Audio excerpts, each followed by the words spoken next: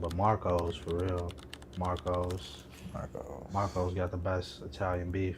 You having a Pepsi with that bitch?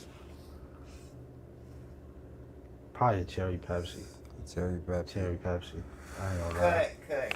Let me say that. Yeah. Hey, my boy been turned up. Hey, shout out Capo Risky on my daughter. Hey. Oh, what's that word? Let the people know we got on Wrist Talk Podcast, man. 4OE-D. Out West Chicago, man. 290. One of Out West finest. Where you from? Out West where, gang? I'm L-Town with it, man. Alright, so how far does that hood stretch, L-Town? What do they call L-Town? L-Town from fucking... Shit, it's just all the L blocks. Shit. Laramie area, all through that. Born and raised? Born and raised. Okay, but show that. How was it growing up over there, gang? Shit, fucking war zone, but you know, it's like that in every major city, you know? And did you have two parents in the household? Nah, it was just really my OG growing up, for real. Like, my pops was always in and out the joint. Type shit. You got any brothers and sisters? Yeah, I got 2 brothers, 2 sisters. Are you the oldest or Middle? you the middle? Yeah, I'm middle. Okay, cool. So you said you grew up in a war zone. Would you say you jumped off the porch? I mean, I was always, you know what I'm saying, kind of doing my thing coming up. You feel me? Like, I was a hooper for a long time, but, you know, once reality hit, like, you know, niggas started doing them. Like 14, around like 14, 13, nigga like start jumping off the porch for real. Okay, so what made you jump out the porch around 13, 14? Shit, money, shit. Bro. Did anybody in your life influence you? You know, my big brother, like, he always was like a getting money nigga for real. Like, he was my biggest influence coming up, you feel me? But, you know, outside of him, like, I ain't really had shit to, like, really look towards, you feel me? So it was like niggas like Kanye, 50. Like, that was always my motivation. Like, I'm gonna make it up out this bitch and I'm gonna become that. Type shit. Those good niggas to look up to when it comes to the rap shit, for sure. What type of artist do you consider yourself? I mean, nowadays, I mean, niggas would consider it like backpack, you feel me? Like backpack rapper type shit. But I like to consider myself as like a dual artist. Like, I really could do anything for real. But if I had to like put it in a category, kind of like backpack rap for real, Kanye, J. Cole, Kendrick. Okay, cool. So you consider yourself a lyricist? For sure that. Yeah. For sure that. I go bar for bar with any nigga. Blah, blah, blah. Okay, so when did you start rapping? I had moved to Atlanta when I was like 8. And when I was down there, that was like my first time like really seeing like what that rap shit about, you feel me? Cause everybody even back then was doing that shit. It's like 04, 03 type shit. And when I moved back to the city, like I was set on that shit ever since a shorty, like I'm a rap. And then people like J. Cole, Kanye is the people who influenced you? Yeah, Kanye, 50 for sure, Pusha. That was like the main 3 for real. Hov. So you say they influence do you think they will influence your rap style? For sure. I say Kanye and Pusha, for sure, influenced like my rap style. As far as flow? As far as flow, for sure. You remember the first song you recorded? Ooh, shit. You taking me back, gang. Yeah. I ain't even gonna lie. First song I probably ever recorded was probably like a freestyle to like Styles P, I Get High. Like, I think that was like the earliest recording that I can remember for real. Did you hop in the booth with it? Nah, this is probably like 09, 08. I was staying in the trenches, shit. Mike, office mic taped to the wall on Audacity, just figuring that shit out, just trying to rap shit. Type shit.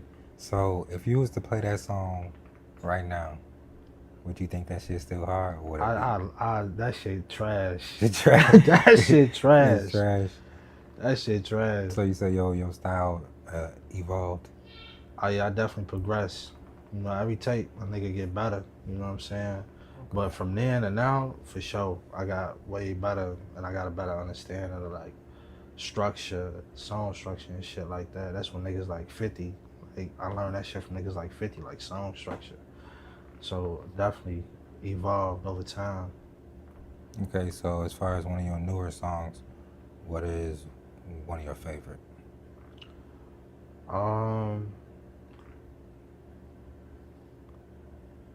Probably Motion. Motion. Give us a couple bars from Motion. I'm the one stood 10 toes about Blix when all of this shit hot, popping out with the guys, but you know I gotta make a pit stop. 2 packs of the Russia creams and the OJ make my pill drop. Dirty soda to the end, right emotion, get that shit. Type shit. Yeah. Okay, that shit was hard. Okay, so which one do you feel like is your most underrated song? Most underrated song. Most underrated song would probably be In This Party. In This Party? In This Party with my boy Baby O. Yeah. Yeah, definitely underrated. That bitch a bop. Turn any party up for real. So it's a club banger type shit? Definitely a club banger. Alright, cool. At the end, we probably gonna have you play some shit. As far as songwriting process, how you coming? Do you like freestyle, punch in bar for bar? You write it down? How you coming? It really depends on the song for real. A lot of times, like I just be punching for real, but sometimes I sit and write that shit. It all depends on the mood and like how I feel about the joint.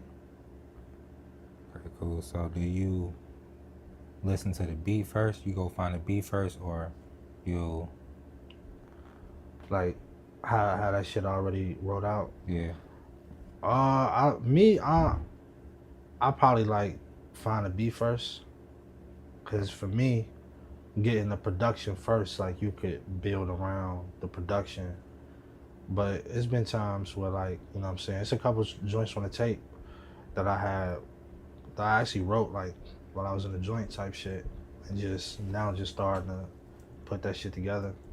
Speaking of the beat in the joint, could you speak on what you got locked up for? Shit, I got locked up for a pipe that traced back to some wild shit that I ain't had nothing to do with type shit. Wrongfully convicted, you feel me? Had a bogus lawyer, railroaded a nigga type shit.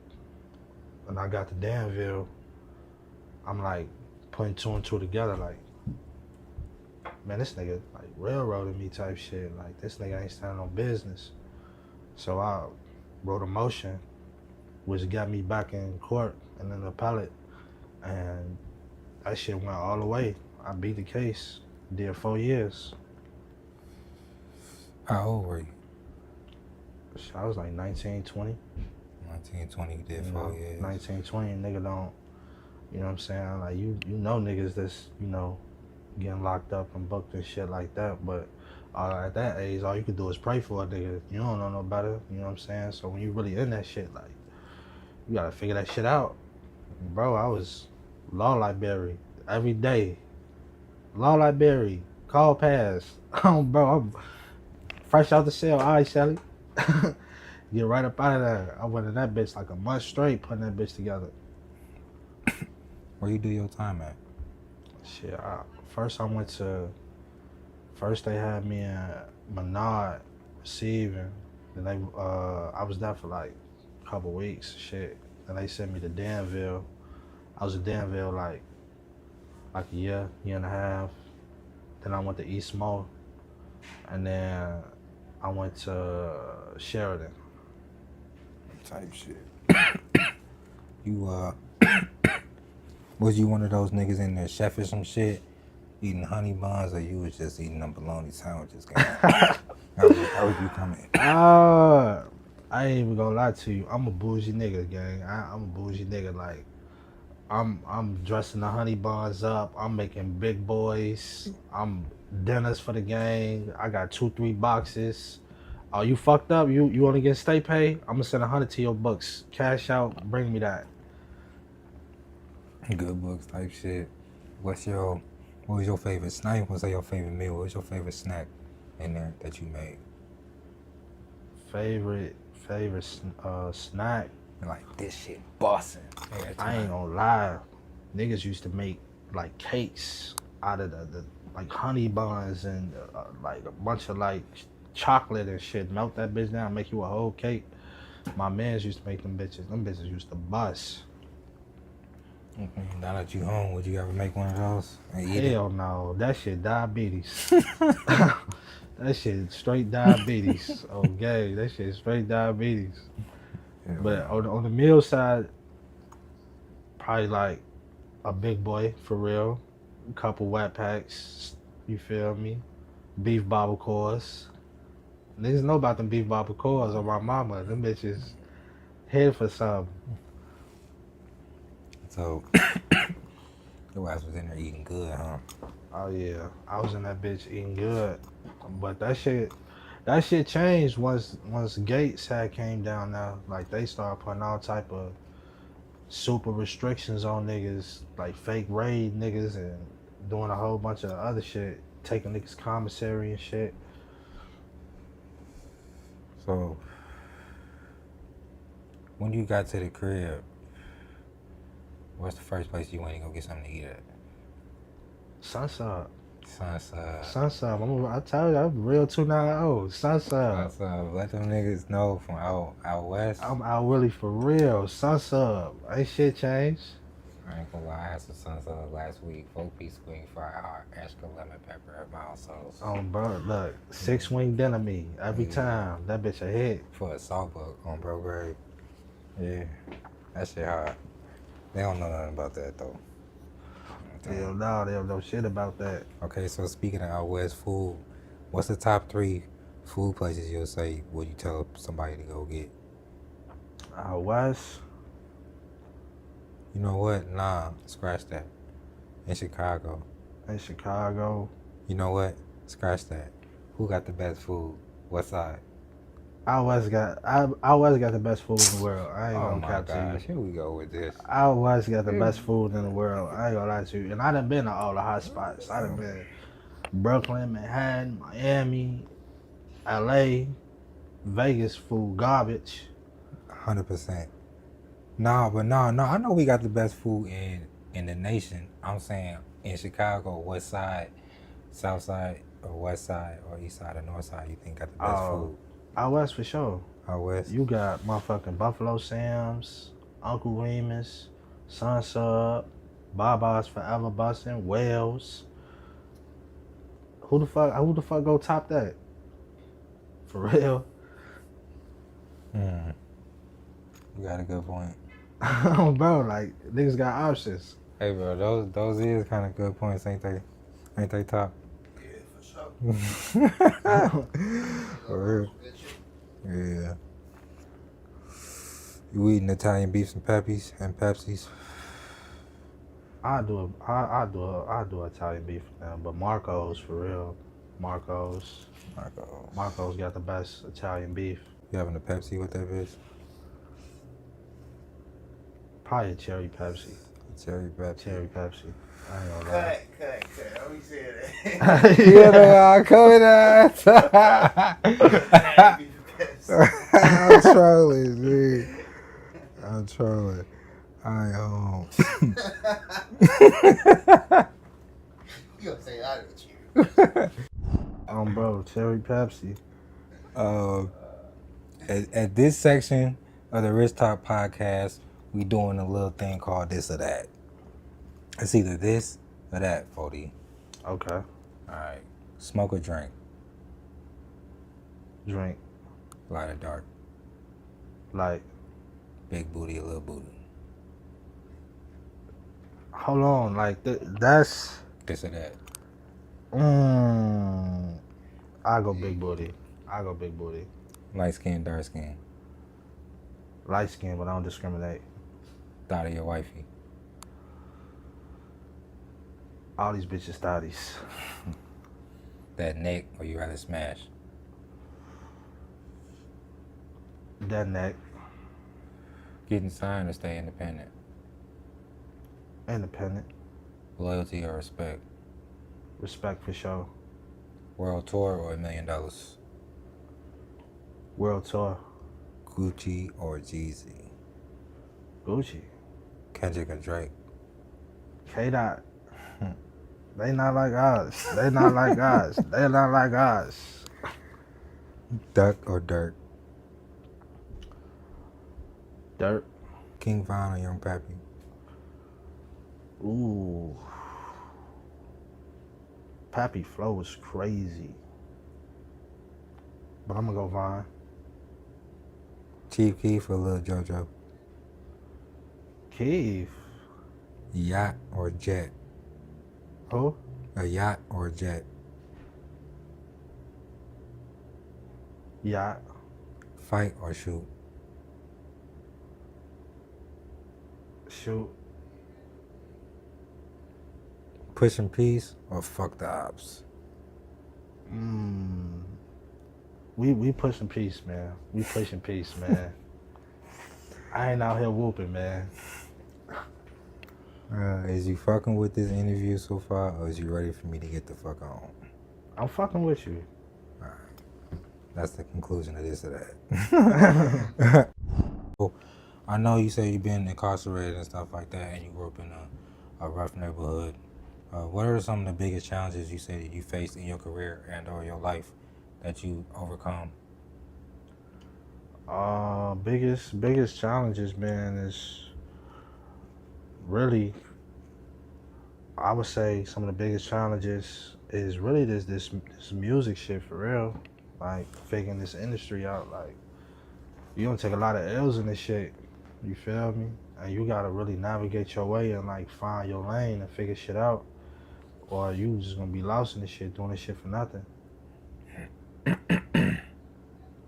So if you had like a unlimited budget, album wise, or how you coming? How you doing? You doing the tour? You doing the album? Like, if you had an unlimited budget, like what features would you have? All type of shit. How you coming? Unlimited budget. I'm going to get Tyler and Taylor Swift, and I'm going on the stadium tour on game. Straight like that, like you get them Swifties, your ass set. Oh, bro, come out the gate first week, $1 million, guaranteed. That's kind of facts. I'm not gonna lie. You get them Swifties, yo, you gonna be clouded instantly. For sure, that's why I say like I'm more that lane, cause it's like ain't no limits to like what you could do, you know? And like when you doing like all that other shit, like that's cool, you know what I'm saying?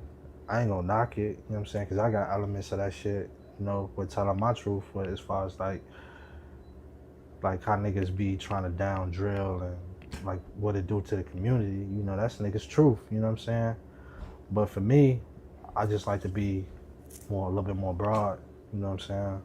So I might give you like a Fab type joint. I might give you a, you know, pop crossover type joint, you know, get on my Polo G. Or I might give you some drill shit, you know what I'm saying? Ain't no range to this shit. So you said a Taylor Swift and a Tyler. How you feel about Tyler winning the award over Sexy Red? She the bigger artist. Like I know like we hear Sexy Red everywhere, but you gotta think about like the spots we go, like we in the urban demographic, you feel me? But if you go international to any other club like outside the hood, on my mama, make me sweat, make me water. But yeah, she the bigger artist. Motherfuckers gotta understand that. Oh, so not bow, bow, bow. I mean, she hard. She hard. Like I work with both. But if I had a choice of like this or that, I'm gonna go Tyler. 100%. I feel that. Speaking of Chicago,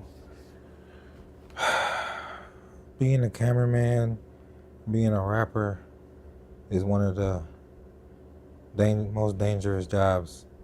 It's starting to seem like, especially in the summertime. Hell yeah. We had a rapper pass yesterday. A rapper passed the day before that. 2 weeks ago, like 3 died in one day. Not really a good look for our city. Lil Durk's son shot his stepdad. Like, It's going up out here. how do you feel about that? Do you feel like this is the drill rap has an influence on all these violence and all these killings, especially for drill artists? Hell yeah. Hell yeah, that shit got an influence for real. Because it ain't like just a citywide thing no more. Like it's like an international thing for real. Like you got Chinese motherfuckers coming like how, you know what I'm saying, some of the top artists in Chicago is, you feel me? And like that shit definitely like an influence, you feel me? Like kids listen to that shit, you know? But obviously it's up to, you know, the household and shit like that to differentiate on like a motherfucker lifestyle and this just being music, or a motherfucker telling their truth, and you know what I'm saying, to separate the two. But I definitely say that motherfuckers is heavily influenced by that shit. And what would you be doing if you wasn't doing music? Man, if I wasn't doing music, to be honest with you, I don't even know for real. Like it was always like music for real, or being a part of that shit. Like if I wasn't like just a rapper, like I'd probably just be like an audio engineer or some shit for real, cameraman or some shit. Like I'd be around that shit some way somehow. Somewhere still inside the industry. Yeah. Okay, for sure. Now we're gonna switch the topics a little bit, and then we're gonna get into your future projects. Snitching. Do you feel like telling on your dead homies is snitching? Man, I ain't gonna be biased with it. Like snitching is snitching. You feel me? Snitching is snitching. Like you still snitching, but I feel like that's a lot. Like a lot of that shit be like situational. You know what I'm saying? Like yeah, snitching, but at the same time, it's like the art of the finesse. You know what I'm saying? Like if you and your man's, like for instance, like Dirk and Von, like if Dirk don't snitch and then like he still go down, like Von probably up there looking at him like you were goofy, low key, like you could have got out the jam, like you know what I'm saying. So a lot of that shit kind of like be like situational, you know what I'm saying. I ain't never had to be in that position, you know what I'm saying. God forbid, I hope I never have to be, but you know what I'm saying. As far as that, like it's alright. You know what I'm saying? You gotta do what you gotta do. Like I say, it's the art of the finesse. Situational is crazy word. Nah, for real, that shit situational. Cause like, if you just telling and a motherfucker like going down, like okay, you riding, you feel me? But like, if a motherfucker ain't here, and it's like, yo mans, I feel like in a way that's a little bit more acceptable than like you telling like on a dead op. That's what I say, like a situation. Like you tell on a dead op, like I kind of be like, you kind of like, yeah, you kind of OD for real. All right, so you from out west, Chicago. A lot of people merch everything, I'm pretty sure you be around people that merch it on they dead homies. They be on my dead homie, on my granny shorty. Yeah. How do you feel about people who merch it on their dead homies, or they just merch it on their dead whatever and they be lying? That shit bogus as hell. Your ass deserve to go to jail, boy. Your ass foul. That shit not even called for. Like for me, merchant is like a serious situation. You know what I'm saying? Like I don't even be merchant and shit like that. So when I put something on them, I'm gonna be like, nah, he for real. Like he ain't playing. Type shit. If you was to perform anywhere in the world, where would you perform? Man, it's a lot of places to perform, bro. But I'm so 290, bro. Like, let me sell out the United Center. Okay. Like that's like one of my top bucket list goals. Like sell out the United Center for real. So is it safe to say that if you had unlimited resources, you would stay in Chicago? Yeah, hell yeah. Like I'm trying to build a city up. You know what I'm saying? And like I get why niggas leave. You know what I'm saying? But I feel like if you got like a real strong platform, I feel like staying is gonna help the city out. You know what I'm saying? That's why a lot of these young niggas like out here just wild as hell, just with no outlet, cause it ain't like other cities. This ain't New York, this ain't LA, ain't no labels here. You know what I'm saying? Ain't no headquarters here. But if niggas get that platform and stay here and show niggas a different way and show niggas real music, I feel like that shit gonna make a big ass difference. Speaking of New York, real music, platform, I see there's a magazine behind you. I've seen you in New York with Master P, Jadakiss. I've seen you in rooms with A&Rs. Explain that experience, those experiences, and all that shit. I don't know how to fucking. Nah, for sure.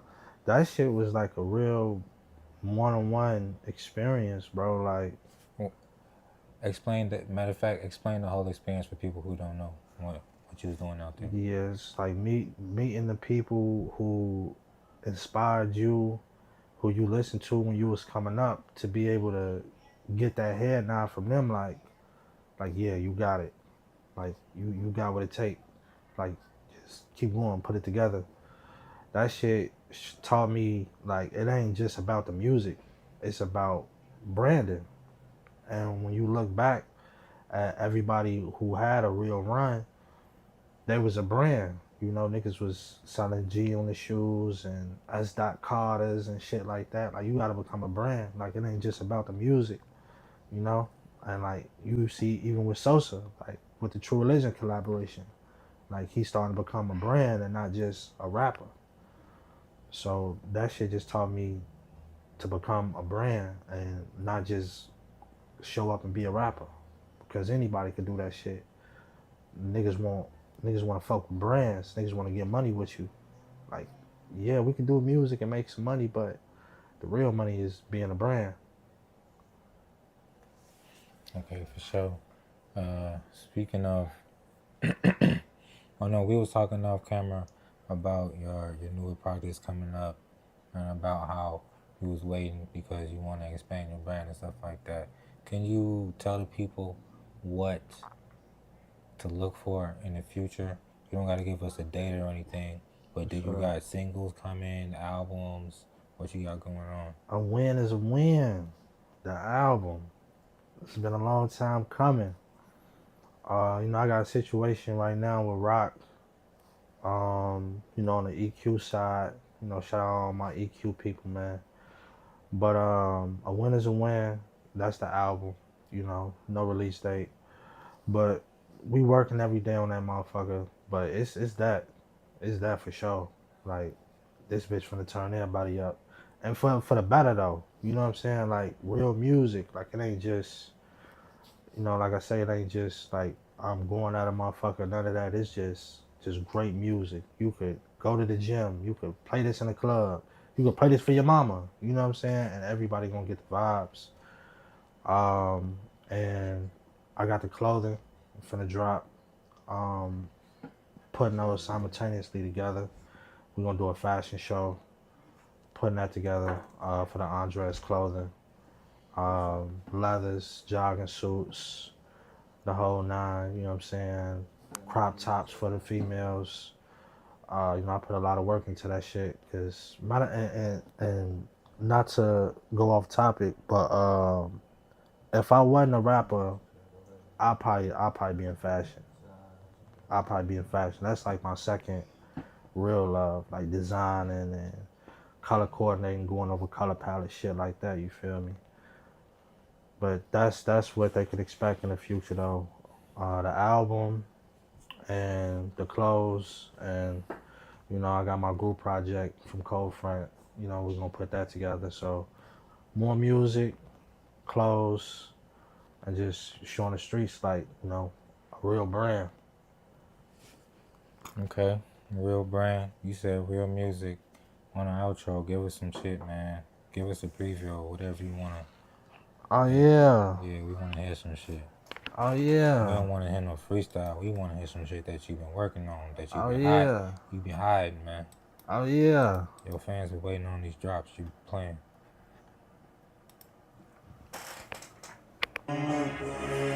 This off the dribble. I'm back on form. Straight pull up. So we miss a form. Okay. I'm the one still 10 toes, ball bricks when all of this shit hot. Popping out with the guys. But you dog gotta make a pit stop. 2 packs in Russell creams in the ocean, make my pill drop. Dirty lawyer, give me right emotion, get that shit drop. Middle fingers to the sky, yeah, bitch, that's for Kim Fox. Talk about I'm a bitch, well, I got 60, 30, get shit not. Calculating my daily math, while I'm under 5% now. Drunk bitch, only know the glass, I'ma catch you on the rebound. I'm the one ball pounds when niggas had to feed their daughters. Whole joint going locked down, but I'm still out as a porter. Fanny pack full of double R's, when them bitches out for a quarter. Taylor Mace with the Swift, half a ticket on my lawyer. I'm the one still 10 toes, ball bitches, all of this shit hot. Popping out with the guys, but you dog gotta make a pit stop. 2 packs in Russell creams in the ocean, make my. Y'all gotta wait on the rest of that. You gotta wait on Y'all gotta wait on the rest of that. For sure that. Yeah, that shit was hard, man. I appreciate that, my boy. Yeah, love, man. Yeah, man. It's your boy 4D. Follow me on Instagram at 4thegenius, and it's the Rich Talk Podcast. And fuck with Risky Vision, man. Y'all know who did a theme song for that. Stop playing, man. Stop playing, man. Oh, bro. Okay.